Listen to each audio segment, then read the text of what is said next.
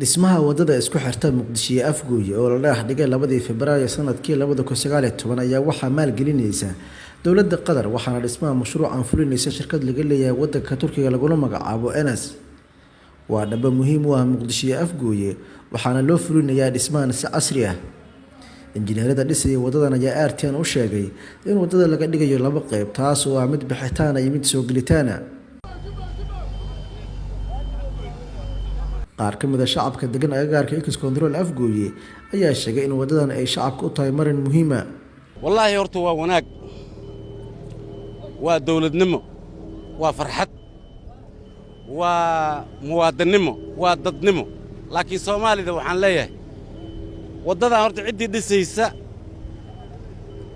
waa Soomaali cidda injineerada ee dhisaysa iyo ummadda ajaanibka ah ee wadada maanta juhdiga iyo shaqada laga haayo wado waxaan leeyahay Soomaali ama shabaab ha ahaada ama shacab ha ahaada meel ka soo joogo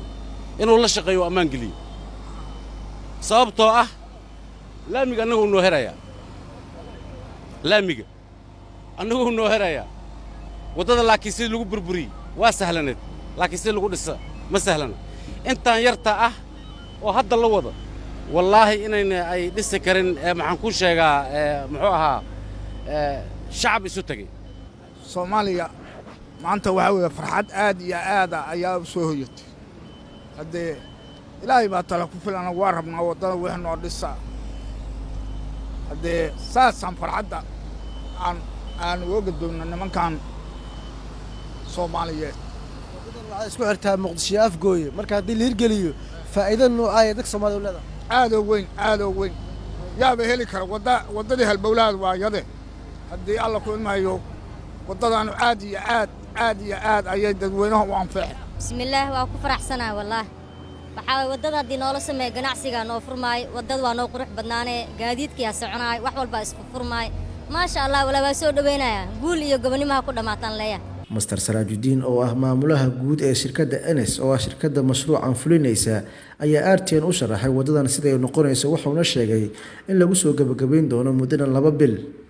2 yıldır beklemiş olduğumuz sonuçta Afgooye yolunun asfaltına bugün başlamış bulunmaktayız. Sayın Cumhurbaşkanı Formançı'ya teşekkür ederiz yardımlarından dolayı.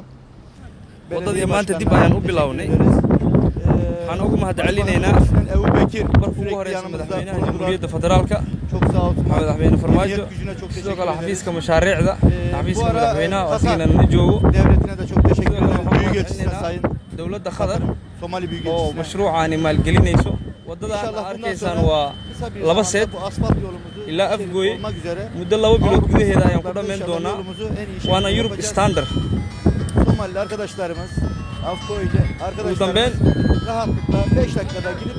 5 dakikada wadadu waa sidaan sheegna waa laba lane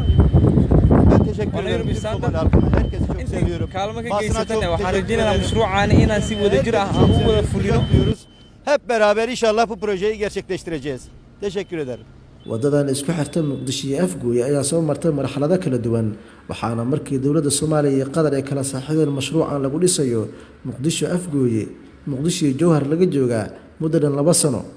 Maxamed Xuseen Axmed RTN Muqdisho